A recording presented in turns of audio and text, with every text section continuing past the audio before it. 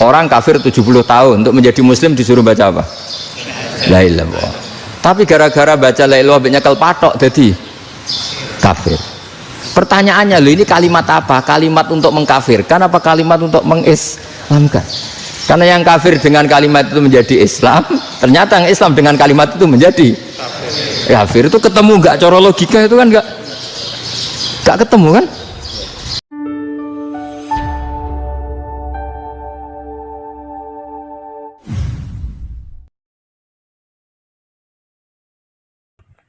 Indonesia itu dulu kedatangan Islam itu tidak pernah dipertentangkan antara Islam dan negara, sehingga diskusi itu sudah salah karena para wali itu tidak pernah mempertentangkan Islam dan keindonesiaan atau kebinekaan. Satu, bahwa para wali itu misinya dakwah, di mana-mana dakwah itu pasti ketemu yang berbeda, mulai beda agama, beda pilihan madhab, beda tradisi, beda kultur. Jadi itu tidak perlu dipertentangkan, tapi malah itu jadi lahan dakwah. Sehingga kita ini kalau diminta diskusi hubungan negara dan agama malah bingung, memangnya kenapa? Itu seperti dulu zaman P4, saya punya kawan di Jogja, teman saya nulis tafsir Profesor Zaini, itu pernah zaman Pak Harto disuruh sosialisasi P4 di Papua. Apa hubungan Pancasila dan UUD 45? Itu orang Papua jawab, hubungannya baik-baik saja Pak. Jadi yang unik tuh ketika disuruh baca Pancasila, 1 Pancasila, 2 ketuhanan yang Maha Esa. Nah, akhirnya 6 kan? Kenapa Pancasila jadi 6? Yang unik itu ketika ditanya, ini saya melihat langsung di TV 7 itu, Indonesiaku itu, ada anak-anak kecil ditanya, bendera ini milik siapa? Bendera merah putih itu. Jawabannya apa? Milik sekolahan Pak aja. Karena memang milik sekolahan. Itu yang tanya itu kaget. Milik sekolahan Pak. Nah, tentang tema ini mohon dibaca ini langsung start ya, langsung serius, karena tadi sudah kayak jurkam tadi, ini yang langsung khas ilmuwan. Ini sebagai penghormatan saya pada Yunisma, ini khas keilmuan. Imam Zuhri adalah gurunya Imam Malik. Ya, saya ulang lagi ya, Imam Zuhri adalah gurunya Imam Malik. Halaman 29. Ini langsung start saya baca halaman 29. Nah, ini terutama yang para punggawa-punggawa ini. Saya baca ya. Ini teks tidak ada yang saya rubah, memang persis seperti ini. Bismillahirrahmanirrahim. Yaqulu Zuhri, ini gurunya Imam Malik. Fama futiha fil islami fathun qablahu kana a'zama minhu. Innama kanal qitalu haitsul taqon nasu. Falam makanatil hudnatu wa wadu'atil harbu wa amanan nasu ba'duhum ba'du wal taqaw fatafawadu fil hadits wal munaza'ah. Falam yaklim ahadun bil islami yaqilu syai'an illa dakhula fihi. Walaqad dakhalataini kasanaten mithlu man kana fil islam qabla dzalika wa aktsar. Terus ini ngomongnya harus santai, nggak boleh provokatif. Begini, kita tahu dalam perdamaian Hudaybiyah itu poin-poinnya itu semuanya merugikan Islam. Di antaranya adalah jika yang Islam masuk kafir harus dibiarkan, karena berarti masuk ke habitat asli. Karena Nabi sebelum jadi Nabi, komunitas pokok itu kafir, sehingga kalau Islam masuk kafir kembali ke habitat. Tapi kalau Islam masuk kafir, kafir masuk Islam itu harus dikembalikan karena dianggap bid'ah. Maka kalau kamu dituduh bid'ah itu tenang saja dulu, Nabi itu ya dituduh ji'ta bidinin muhdas, kamu datang dengan agama yang baru. Cuma agak diteruskan wa kullu muhdatsatin bid'ah wa kullu bid'atin dalalah. Jadi orang-orang kafir dulu kalau ngomentari Nabi, ji'ta bidinin muhdas, kamu datang dengan agama yang apa? Baru. Nabi nurut. Semua perjanjian yang merugikan Islam itu Nabi nurut. Tapi Nabi hanya minta satu hal, jangan ada perang 10 tahun. Dan orang boleh seminar, boleh diskusi tentang Islam. Ya, ini dengerin betul ini. Jadi saya tidak akan provokatif, ini pakai logika. Nanti bisa dipakai disertasi doktor. Tapi saya minta orang boleh diskusi, boleh seminar tentang Islam. Akhirnya saat itu juga ada orang yang masuk Islam. Di depan tulisan itu belum kering istilahnya. Datang ke situ namanya Abu Jandal bin Suhail bin Amr. Itu datang ke Nabi, ya Rasulullah saya ini mau masuk Islam. Kata orang-orang kafir, ini pertama Muhammad, kamu komitmen enggak sama perjanjian? Kalau kamu komitmen harus kamu kembalikan. Nabi bilang, ya Abu Jandal kamu kembali ke mereka, ke habitat mereka, yaitu menjadi kafir, di komunitas kafir maksudnya. Akhirnya nangis.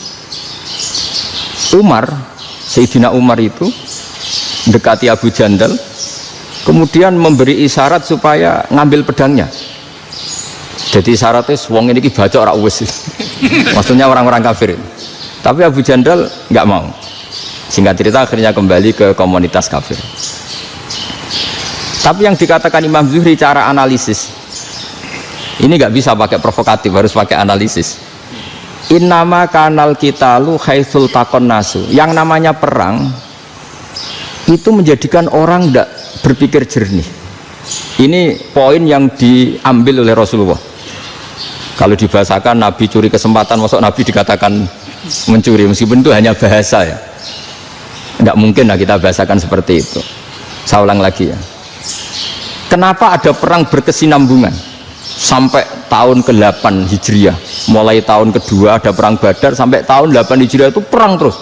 Nabi sama orang kafir perang terus. Akibatnya apa Pak Profesor? Namanya perang itu ya nggak kau bermikir. Pokoknya agar ketemu Islam perang, Islam ketemu kafir perang, nggak kau bermikir. Padahal Islam itu bisa diterima oleh akal sehat, harus lewat diskusi, lewat pengamatan, lewat pemikiran, lewat pengendapan berpikir. Makanya Nabi tahu ini masalah besar. Kalau orang perang terus, itu gak kober mikir Islam, tidak sempat diskusi tentang Islam. Makanya Nabi hanya minta satu poin. Oke, perjanjian ini saya turutin semua, tapi saya minta orang kafir semuanya boleh mendiskusikan Islam, boleh seminar tentang Islam.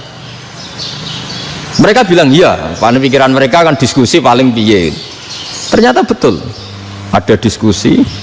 Terus temanya gini, kira-kira bener di Muhammad Abu Jahal. Terus Tuhan Muhammad sama Tuhan Abu Jahal itu keren mana? Diskusi. Tuhan Muhammad itu khaliqus samawati wal ardi, yang menciptakan langit bumi. Sebagaimana kampanyenya Muhammad. Ya mereka masih jangkar bilang Muhammad. Kalau Tuhan kita, ya berhala itu yang kita bikin, yang kadang rusak, yang kadang kudanan, terus lumutan, pokoknya terus diskusi. Kita kok bener pengirannya Muhammad. Terus Muhammad Abu Jahal.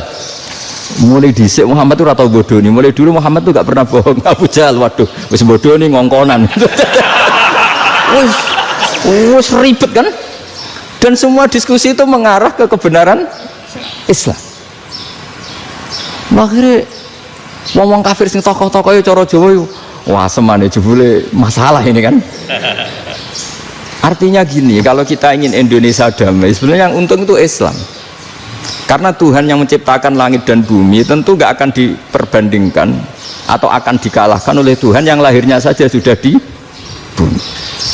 Misalnya kita menjual Tuhan Allah, siapa itu yang menciptakan langit bumi, yang ada sebelum langit bumi, bandingkan dengan Tuhan yang lahirnya di bumi, ada tanggal lahirnya, ada aktenya, itu kan sudah ribet kan. Begitu juga kalau memperbandingkan tokoh, Muhammad itu siapa? Tokoh yang bisa menyatukan pan Arabik, tokoh yang begini-begini, yang sayang istri, sayang keluarga, dibandingkan dengan tokoh Abu Jahal, Abu Lahab yang corong jauh penggaweannya yang ngerugikan orang lain. Akhirnya orang itu mulai tertarik sama Islam. Makanya kata Az-Zuhri pakai bahasa dulu, falam yaklim ahadun bil Islam. Tapi kalau sekarang yang populer itu bahasa yatakallam.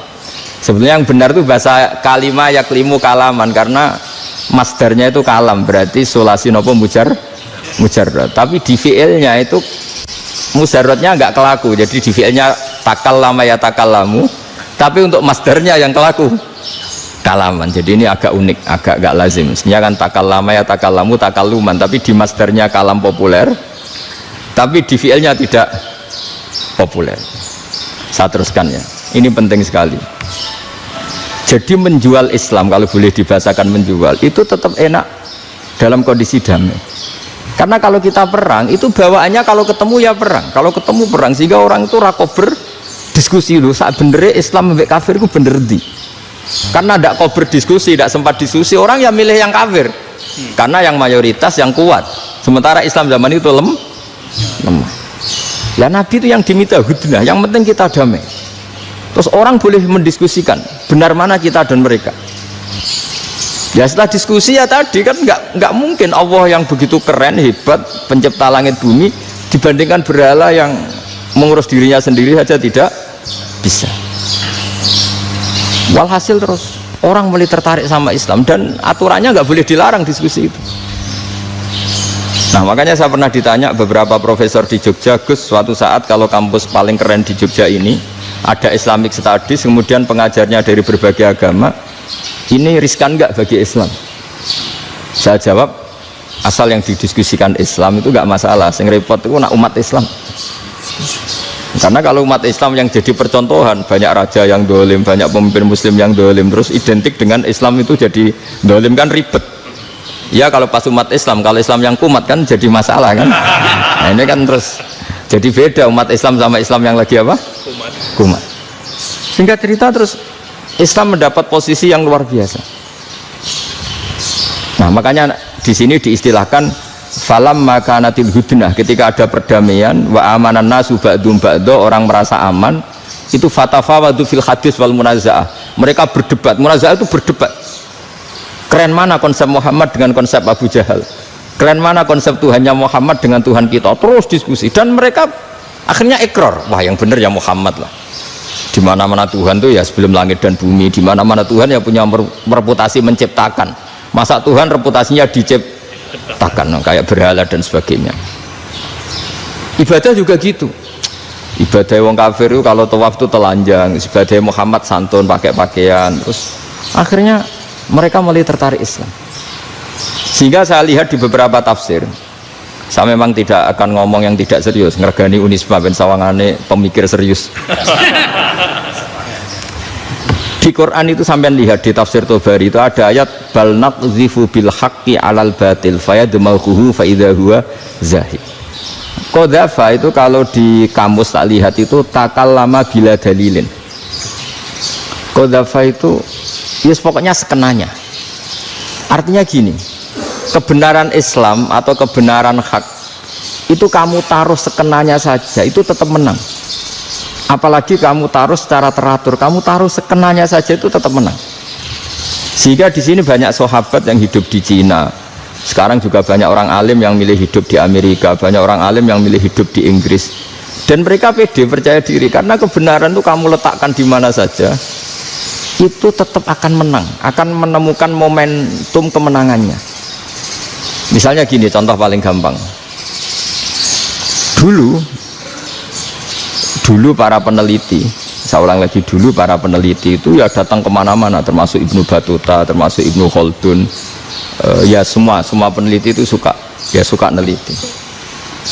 Setelah diteliti, Quran itu satu-satunya kitab suci yang membicarakan sains, misalnya tentang falak, tentang astronomi, tentang asal-usul kejadian manusia, kejadian makhluk, juga bicara tentang geografi, geologis, semuanya. Sementara kitab lain hanya cerita tentang mawaid wal hikam wal ibar. Jadi diteliti kayak apa, pada akhirnya hak ini yang menang. Bal naqzifu bil haqqi 'alal batil fayadmaghu fa idza huwa zahid. Saya berkali-kali cerita, ada ulama yang ahli matematika. Ketika ditanya kenapa kamu suka ngajar matematika, sampai muridnya itu ragu, ini guruku mlebu swarga ta ora, penggaweane mulang matematika. Tapi para muridnya bermimpi bahwa Imam Amudi itu disuruh ngajar para malaikat, dan itu pede betul dia. Kata Allah, ini ulama saya yang iman kepada saya setingkat iman kamu. Jadi malaikat itu tidak mungkin Gusti, kita menyaksikan langsung engkau, sementara ini di bumi nggak nyaksikan jenengan, kenapa bisa sepede dan seyakin itu? Akhirnya Imam Amudi disuruh ngajarin matematika. Jadi Anda kalau profesor itu nanti harus sempat ngajari malaikat, itu baru benar-benar profesor. Jadi nanti di akhirat ngajari siapa? Malaikat. Jadi ada seminar yang melibatkan banyak malaikat, narasumbernya itu seorang profesor. Itu ketika kenapa engkau begitu yakin kalau Allah itu Tuhan dan Allah itu Al-Wahidus Shomad? Terus Imam Amudi mulai nulis angka agak beraturan, 2, 3, 4, 5 sampai 1 miliar, 1 triliun, semuanya agak beraturan. Kata beliau, nisbatus naini wasalasa ila ma la nihayatalaha iku nisbatul far'i ilal asli. Mbok angka sebanyak apapun, 2 dibanding 1 ya far'ul wahid, 3 dibanding 1 ya far'ul wahid. Semua angka yang enggak terhingga pun dibanding 1 semuanya far'ul wahid. Semua angka sebanyak apapun itu cabang dari angka 1. Fakullu hadil awalim far'un minal wahidis somad, yaitu Allah Subhanahu wa ta'ala. Akhirnya malaikat tepuk tangan, iya juga. Jadi begitu juga ada ulama itu ahli gambar. Saya dulu ngaji sama Mbah Mun Al-Husunul Hamidiyah, itu kitabnya itu banyak gambarnya. Dan gale gambar yang ngawur betul, mangga ahli gambar. Saya epol, tersempurna lele. Semua gambar bangunan, gambar sapi, pokoknya gambar. Ternyata dia menemukan Tuhan itu dari gambar. Gambar serapi ini atau seruwet ini sama. Gambar rapi sama ruwet itu sama kalau dalam pandangan tauhid. Dimulai minan nuqtah al-wahidah.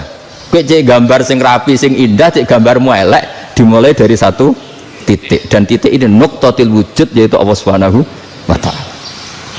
Jadi nak cara ahli tauhid gak penting gambarnya api, menang lomba atau ora penting. Butuhe hadis surah ini gambar baik yang rapi maupun ndak adalah min nuqtah dari 1 titik. Nah, alam raya sebanyak ini mbok gambar mbok ora, cek mulai Mars sampai Jupiter kabeh semua bentuknya yang banyak ini semuanya min nuqtatil wujud, yaitu dari titik wujud. Ini kok Allah Subhanahu wa ta'ala. Di sini hebatnya ulama-ulama, mbok dia pengajar matematika, mbok pengajar gambar, semuanya dipakai perangkat untuk tauhid. Nah, itu kan juga bagian dari Islam damai, Islam yang sangat tidak perlu perang untuk orang dipaksa Islam, nggak perlu provokatif kayak tadi pidatonya rektor jenengan tadi. Jadi ciri utama ilmuwan tuh kalau ngomong datar tapi logikanya nggak terbantahkan, itu ciri khas ilmuwan. Kalau ciri khas politikus kalau ngomong itu keras, provokatif lah kira-kira gitu. Tapi isinya biasa. Nah, saya berharap nanti semua profesor doktor itu datar tapi isinya kualitasnya bagus ya. Mentes. Jadi makanya terus kata ulama, kenapa diistilahkan balnat zifu bil haqqi? Kenapa pakai qadzafa sementara qadzafa maknanya takallama bila dalil? Maksudnya bila dalil di sini itu min ghairi ikhtiyajin ila dalilin. Kebenaran itu memang nggak butuh dalil. Apa kita perlu dalilnya apa? Buktinya apa? Kalau 3 itu cabang dari 1. Wong gendeng yakin yang takut gitu pas orang gendeng. Wong 3 cabang dari 1 kok ditanyakan buktinya apa? Itu min awalil bidah. Pertama orang pasti tahu kalau 3 itu far'ul wahid. 1 juta juga far'ul wahid. 1 miliar juga far'ul. Gambar yang sebanyak apapun ya dimulai dari 1 titik, cek gambar bener maupun yang tidak. Akhirnya apa? Ulama dulu itu sebegitu rileks nerangkan tauhid. Lalu kenapa asma ini yang ya ini kan khas NU ya, khas pesantren. Sebenarnya saya keberatan pakai istilah khas NU, pakai khas pesantren karena NU itu anaknya pesantren, jangan dibalik pesantren anaknya NU, karena sebelum ada NU itu ada pesantren. Tapi kayaknya Unisma lebih suka pakai bahasa NU dan saya ya agak-agak orderan yang terpaksa disuruh ngomong. Ini agak apa ya, agak kacau sebetulnya ini, agak kacau. Jadi NU itu sama pesantren itu tua pesantren. Jadi NU dilahirkan pesantren, bukan dibalik pesantren dilahirkan NU. Sehingga barokahnya didirikan pesantren ini, kadang nyuwun sewu sekali Mbah Hasyim itu kadang ide besar beliau itu ora dituruti wong NU. Jadi Mbah Hasyim cara kula kok dadi Mbah Hasyim ya mangkel. Mbah Hasyim itu ngarangno kentong. Nggih ngarangno beduk, tapi NU nganggo kentong. Beduk. Dan uniknya Mbah Hasyim enggak tersinggung. Karena ciri khas pesantren itu membolehkan perbedaan apa? Pendapat. Itu masyhur khilafnya Mbah Hasyim sama Mbah Fakih Mas Kumambang itu sampai dikitabkan. Saling ngeritik, saling macam-macam lah. Jadi cara berpikir Mbah Hasyim ketika Nabi rembukan, ini gimana ya cara menentukan waktu sholat ya? Ya pakai kentong ya Rasulullah, ya kali Nasoro itu untuk orang Nasrani. Ya pakai buk itu trompet, dzakalil Yahud, itu untuk orang Yahudi. Terus ada yang usul lagi pakai api ya Rasulullah, dzakalil Majusi, itu orang Majusi. Setelah itu ada orang datang lari-lari cerita mimpi azan tadi. Ya itu terus dipakai sarana pemanggilan sholat ya azan itu. Sehingga Mbah Hasyim menolak kentong. Karena mantas sababi qaumin bahwa beliau keras sekali sampai bilang haram.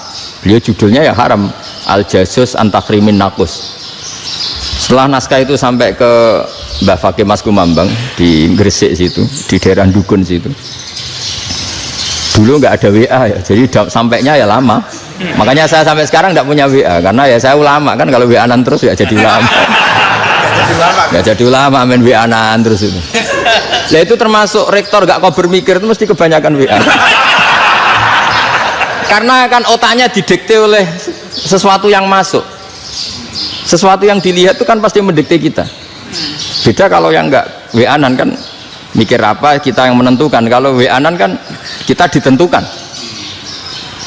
Mau mikir anaknya butuh apa, gara-gara WA informasi Jakarta mikir Jakarta. Padahal secara kewajiban ngapain kamu orang Malang mikir Jakarta.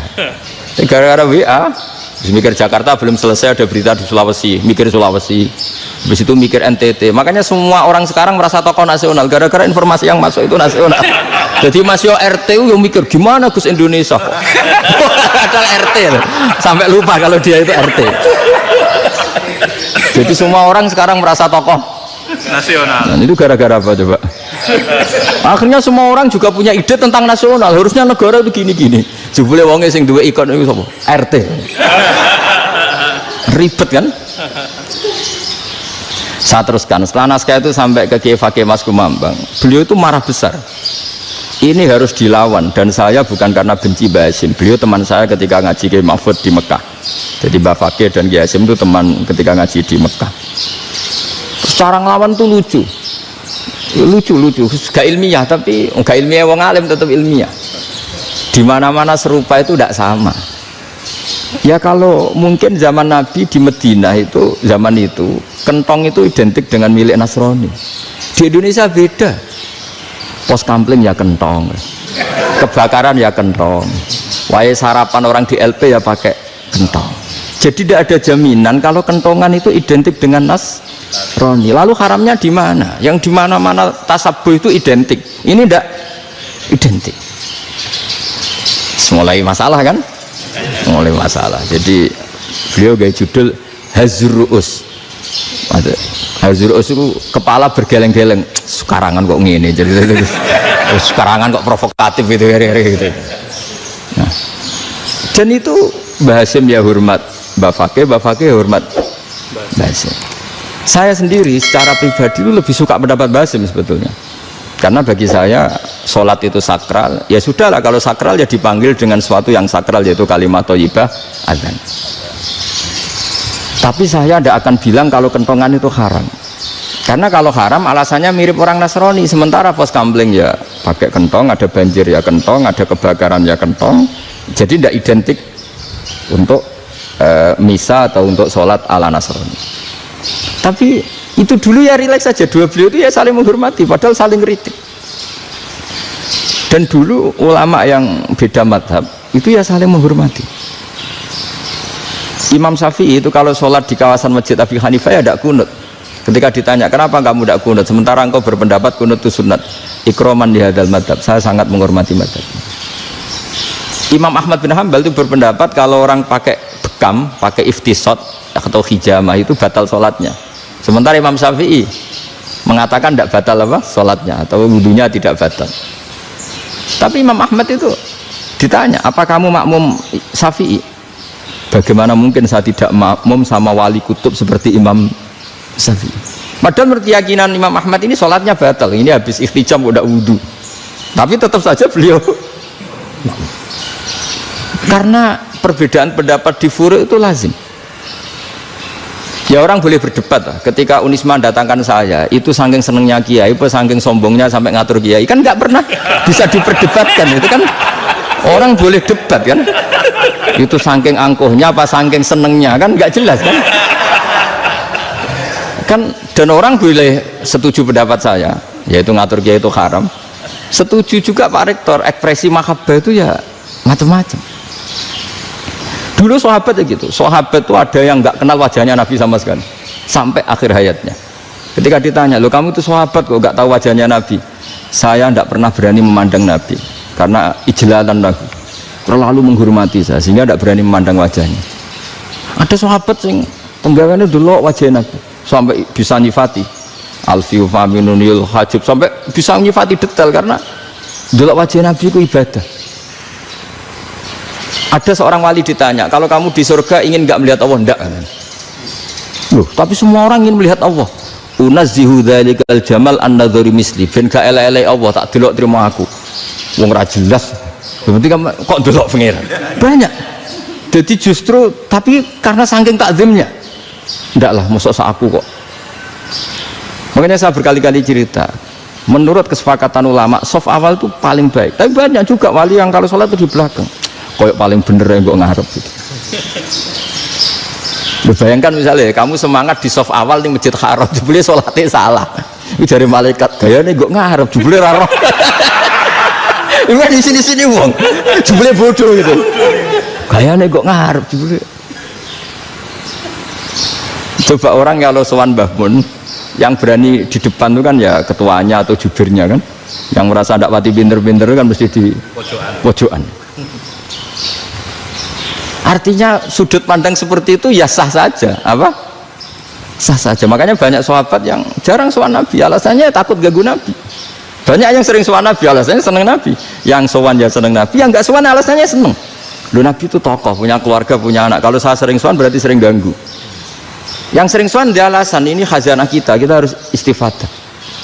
Jadi zaman dulu dia biasa dua sahabat, yang satu milih mahabbah itu milih sering sowan, yang satu juga mahabbah milih tidak sering. Karena pertanyaannya bisa dibalik kan, sering sowan apa sering ganggu coba. Nabi Abedar, assalamualaikum. Nabi nimang cucunya, assalamualaikum. Ayo bener yang sowan apa bener yang enggak kalau seperti itu. Akhirnya terus diatur sedemikian rupa oleh Quran. Walau annahum sabaru hatta takhruja ilaihim lakana khairal lahum. Jadi sahabat kalau mau sowan Nabi ya nunggu di Sufah. Kalau Nabi keluar berarti milik publik. Sekali masuk ke dalam tidak ada berapa yang berani sowan. La tadkhulu buyutan Nabi illa ayyudzana lakum. Kalau soal sampai masuk dalam harus nunggu dipanggil. Karena sekali Nabi masuk dalam itu milik privat keluarga, milik istrinya, milik cucunya, milik keluarganya. Dan Nabi sekali keluar ke ruang itu berarti milik publik. Itu terus jalan tengah. Karena kalau langsung masuk, bayangkan saya itu sering menyaksikan Mbah Mun habis ngaji 2,5 jam ngaji Jalalain, baru masuk assalamualaikum, padahal yai mungkin mau ke kamar mandi, mau ini itu. Jadi dulu itu Quran sangat modern, sebelum ada dokter ngatur tamu, rektor ngatur tamu itu Islam sudah modern. Dia kan gak fair kan, misalnya saya ke Unisma harus janjian pakai ini, terus kalau misalnya kesini selonang-selonang kan lucu kan, mentang-mentang kiai terus juga sowan-sowanan selonang-selonang, padahal kalau kita mau ke mereka pakai protokol. Sering tidak fair dunia ini, tapi karena aku kiai oleh gelo ya sudah. Akhirnya saya memutuskan gak gampang kemana-mana karena itu. Saya sering didatangi ajudannya menteri, Gus mau ada tamu dari Jakarta tanggal ini, mesti saya bilang, mereka milih tanggal yang mereka kosong, kok tidak mikir apa pas itu kosong. Tak jawab enggak lah, sebelum diatur bahasanya dan tawaduknya gitu. Akhirnya dibalik, datang lagi, Gus jam dengan kosong apa kita menyesuaikan. Lah itu lagi di akhlak kata saya. Itu baru punya akhlak katanya. Bukan masalah ini, bukan masalah gengsi ya. Saya sendiri itu dolan ke alumni itu jarang karena ya takut. Kiai kan yang nganggur, jam 9 nganggur, jam 10 nganggur. Bisa saja alumni itu kerja di pabrik, bisa saja yang latihan ekonomi di pasar. Jika kalau saya datang jam 9, iki kiai sing nilai santri ini, apa kiai sing ganggu santri? Ya karena orang ini melakukan rutin gak kok berpikir, pokoknya ngono jenenge silaturahim. Wong ora kok berpikir, padahal kalau diangen-angen ini kiai yang nilai santri ini, apa kiai yang ganggu santri ini karena datang di jam kerja. Nah, bayangkan kalau kebenaran dulu itu dikawal oleh satu peradaban perang. Jadi Nabi sesuai diangen-angen mbek Nabi. Perang Badar menang Nabi, perang Uhud menang wong kafir, perang ini gonta-ganti.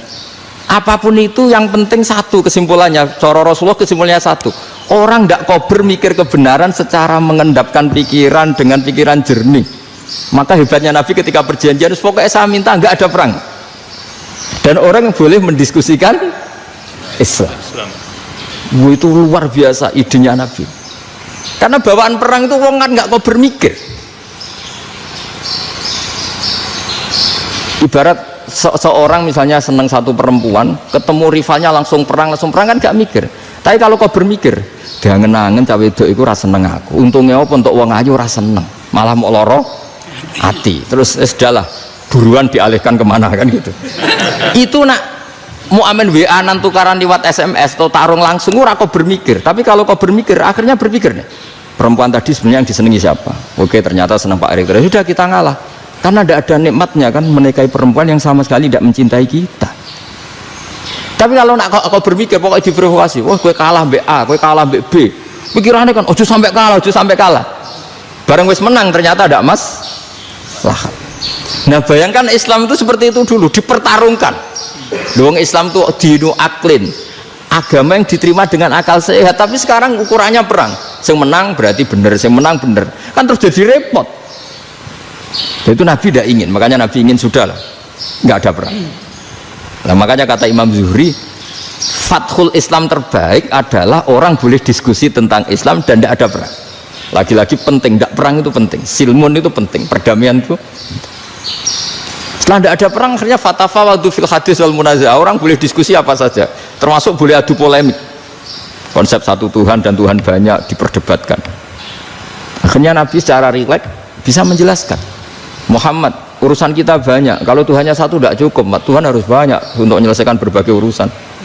Ada Tuhan bagi rektorat, bagi ya, macam-macam kan, ada Tuhan untuk ngurusi utang, ngurusi BPKB, macam-macam. Terus kata Rasulullah, enak saja Nabi jawabnya, ya kalau kamu punya majikan banyak, perintahnya beda-beda, kamu mangkel enggak, bingung enggak? Ya susah mat, kalau majikannya banyak, perintahnya beda-beda, kita jadi repot. Seneng mana? Seneng majikan satu. Ya sudah, Tuhanmu itu majikan kamu, kalau Tuhannya banyak perintahnya macam-macam, kamu yang repot. Akhirnya ya sudah mat, Tuhannya satu aja. Ya itu ya barokahnya diskusi tadi, barokahnya enggak perang.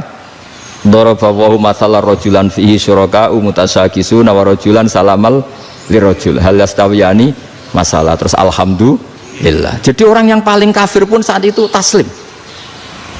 Nah ini kembali ke kalimat la ilaha illallah. Saya tidak perlu provokatif, pasti teori saya itu benar. Bukan saya bilang benar itu karena sombong, enggak. Ini sesuai teks. Misalnya begini, benar enggak kelompok takfiri yang suka ngafirkan orang lain? Itu pasti tidak benar. Logikanya gampang. Orang yang kafir 70 tahun saja dengan melafadzkan la ilaha illallah menjadi muslim. Masa dengan kalimat yang sama yang muslim menjadi kafir?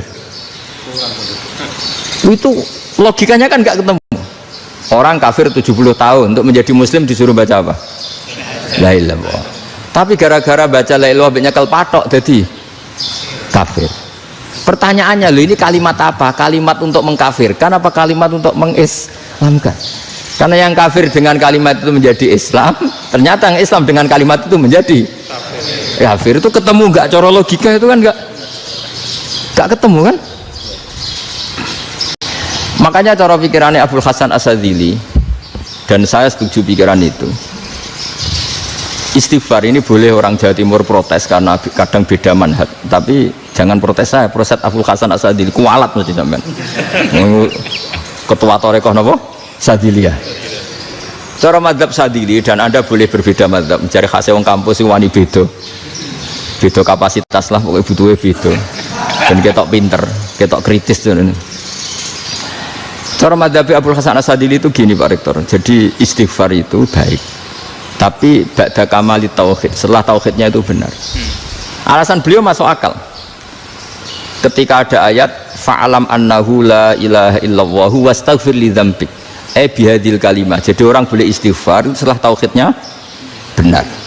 Alasannya Abul Hasan Asyadzili begini. Qul lil ladzina kafaru iyantahu yughfar lahum ma qad salaf. Katakan kepada mereka yang kafir, sekali mereka tidak kafir, maka otomatis dosanya masa lalu diampuni. Pertanyaannya, yang bisa menghentikan kekafiran itu kalimat apa? La ilaha illallah. Dengan hanya melafatkan la ilaha illallah Muhammadur Rasulullah langsung yufar lahum ma qad salaf, langsung dosanya ampuni. Berarti yang menjadi pengampun dosa lah, penyebab pengampunan itu apa? La ilaha illallah. Itu bahkan orang kafir belum istighfar. Di ayat itu kan Allah gak mensyaratkan setelah la ilaha illallah istighfar baru diampuni, enggak. Asal la ilaha illallah langsung yufar lahum ma qad salaf. Saya ulang lagi ya, jelas ya. Jadi kulil ladzina kafaru iyantahu yufar lahum maqad. Nah sekarang iyantahu, mereka berhenti dari kafirnya. Syaratnya pakai apa? La ilaha illallah Muhammadur, itu langsung yufar lahum maqad. Artinya apa? Ghufranullah itu bisa didapat hanya dengan mujarrodut tauhid, yaitu hanya dengan melafatkan kalimah thayyibah. Dan sahnya istighfar juga berdasar kalimah thayyibah itu. Misalnya gini, orang kafir sebelum Islam melafatkan astaghfirullah, astaghfirullah, astaghfirullah, kira-kira diterima enggak? Enggak kan? Karena syaratnya istighfar ba'dat tauhid. Nah makanya dalam adab Sadili istighfar itu setelah la ilaha illallah. Karena cara pandang ya seperti itu. Jadi fa'alam annahu la ilaha illallah wastaghfir li dzambi. Jadi dengan kebenaran tauhid saja ini sudah cukup kita insya Allah layak diampuni. Karena innallaha la yaghfiru ayyusyraka bihi wa yaghfiru ma duna dzalika liman yasha. Jadi orang yang tauhidnya benar itu bisa diampuni Allah asal tauhidnya benar. Itu Allah ngendikan liman yasha wa yaghfiru ma duna dzalika liman yasha. Dawe Imam Suyuti walam yakun liman yastaghfir. Jadi orang yang bertauhid secara benar meskipun gak sempat istighfar itu tetap potensi diampuni. Karena bawaan tauhid itu sudah menjadi layak diampuni. Kayak orang kafir sekali ngelafatkan kalimat tauhid mbok gak istighfar langsung diampuni. Nah karena melihat seperti itu terus orang berlomba-lomba memperbanyak jumlah ngafat la ilaha illallah. Jadi kita yang alim, kita semua, saya tidak bilang saya, kita termasuk yang di pinggir-pinggir saya ngaku alim dengan masalah lah sopai. Kita semua yang alim-alim itu tahu bahwa la ilaha illallah itu super. Sudah bawaannya tauhid, juga punya kelayakan diampuni. Nah kemudian nasib kita agak sial, malah kalimah ini dituduh bid'ah, dituduh khurafat. Mergo Nabi nggak pernah tahlilan, Nabi nggak pernah. Nabi nggak pernah tahlilan, kalau diartikan Nabi ratau mau coba la ilaha illallah, aneh gak kalimah ini. Nah, ini provokatif ini. Jadi ini sudahlah keanehan-keanehan ini kita terima karena ciri utama wali, ciri utama ulama itu wa udhu fisabili, harus pernah disakiti. Jadi kalau Unisma sakit kalau dituduh apa? Dituduh bid'ah itu berarti belum calon ulama. Calon ulama itu wa udhu fisabili, harus disakiti. Jadi kalau kamu disalahpahami itu ya harus santai. Provokatif tadi. Iya, masuk provokatif tadi.